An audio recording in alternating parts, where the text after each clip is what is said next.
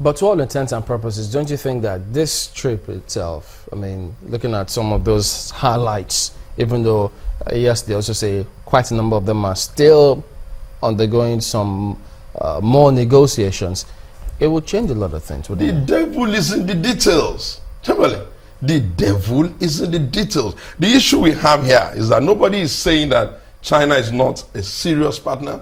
For indeed, even for the Americans themselves, they take them very seriously.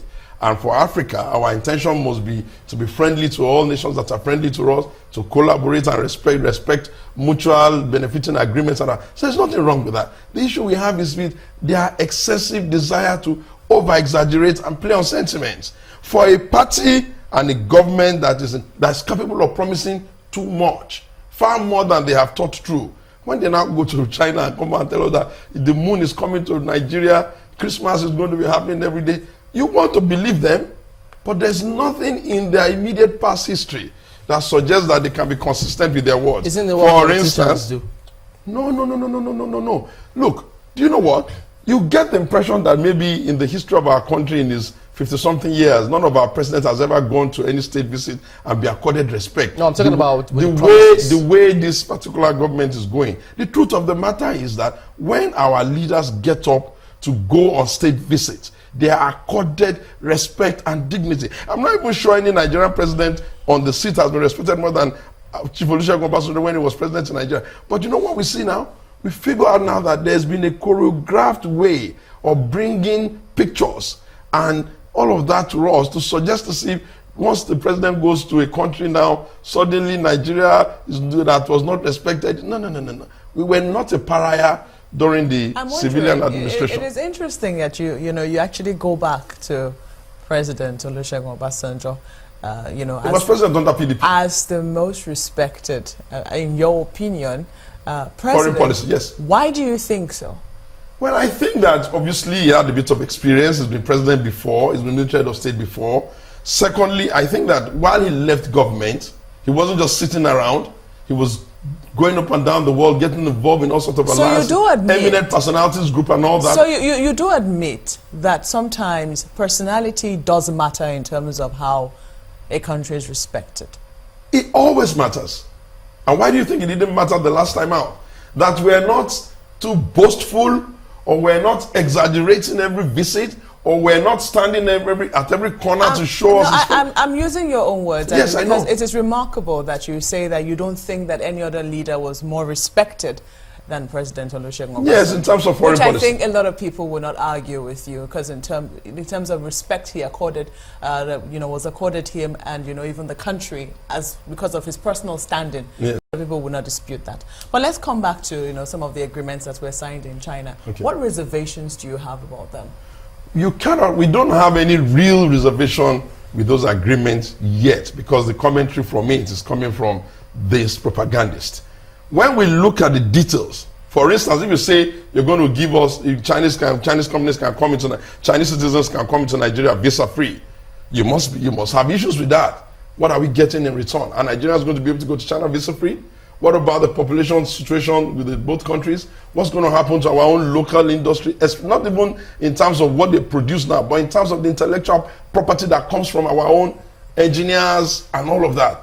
Those are issues. Have you heard that they're going to be coming in visa-free? Well, there's some, when the APC government has... I'm just asking. I'm trying to answer you. Clarify that. Mark, I'm trying to answer you. When the APC government goes to any country, what happens is that the entire media wave is awash with all sorts of commentary. I've read somewhere where someone is saying that there's going to be visa-free now. Well, like I said, the devil is in the detail. In terms of the agreement that they've signed the agreement on rail. That has always been there.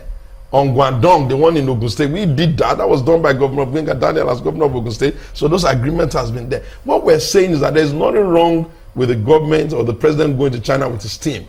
We're only quarreling with the undue exaggeration and over-sensitization as an excitement over a fairly routine and common position that has happened over time. For you, it would seem that is the publicity that has gone with it. I think it's not, to use the word publicity is wrong, because obviously you need to publicize things, but it's the exaggerated publicity.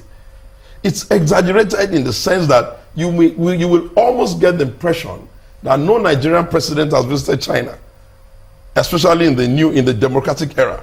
And I say to you very clearly, all Nigerian presidents in the democratic era have visited China. And all Nigerian presidents, China has been very friendly, has tried to be friendly to us. And they've done quite a few things in our direction. We've never gone to China and come back empty-handed.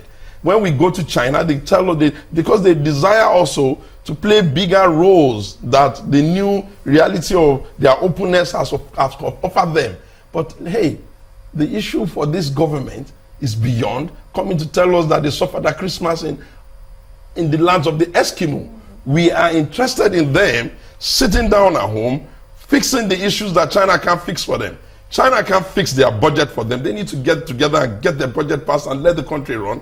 China cannot help them with getting fuel to be supplied on the street and getting DPA to keep sanity in the place. China cannot, if China is going to help them with power generation, it takes some time. But you see, these governments... So you don't see any good in this? No, there are some goods there. They have gone to go and extend a continuation of what we have done in government. And they haven't denied that. Yes, if they have not denied that. They haven't said there was never any agreement between the last administration and this one. But what people have been asking is how come that agreement, which is making some others still wondering if this one will work, that the last government, your government, then signed with China, how come, well, something hasn't actually worked on that? In the previous time or now? In the previous time. No. Yeah, I'm not sure that those who are driving the commentary get it. When the previous government signed those agreements in China, some of them were agreements that could give you results immediately, like the rail. Until the last administration, I'm not sure anybody remember that there was the hooting of the horn of a train around Lagos to Kano. That happened because of some of those agreements. Until the last administration, when they did those agreements, we came back in, like I said, we came to work on the local content bill. Lagos to Kano? Oh yes, don't you know that? Lagos to Kano, that's still causing controversy in this. There is no controversy about it. You can insist that you want to have supersonic jets on your rail. The fact of the matter is that at least the one that is there now works. Okay. And it's working because of some kind of agreement in that direction. Okay, so you're expatiating on the some of the agreements. One of them, which they say did not work, was the Mambila generation plant, electricity generation plant, which we did not provide counterpart funding for. There were some agreements like that, Nigeria did not meet its own part.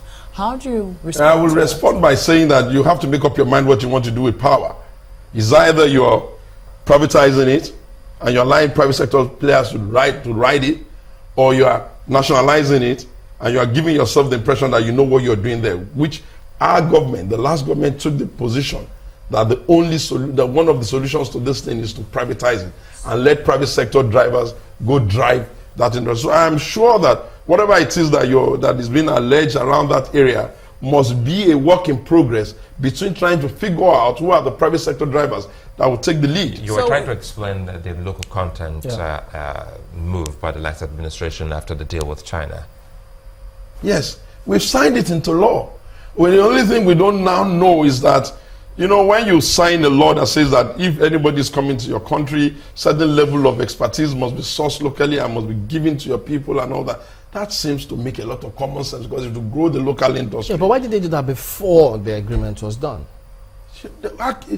Why didn't they do the local content before the agreement? If you put in place those framework. Do you know how long it takes to put these things in place, especially taking it through the assembly and all of that and signing it into law for a government that cannot even get a simple budget passed? No, I mean the previous government. No, the previous government is passed already. It's working. No, that was after you signed the agreement. Let me explain something to you. You see, don't look at everything we did in isolation. We didn't do local content just because of China alone. We did it because comprehensively we realized that private sector players will come and play, and some of these private sector players will be coming from other countries where they have a lot of expertise.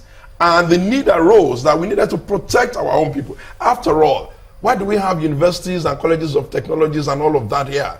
We're not an illiterate nation per se. We may have a need to have, collaboration and exchange of new ideas of the new ways of doing it, and then we put that protection there. I ask you, what have they been able to bring to the table, either in terms of a law or even the budget?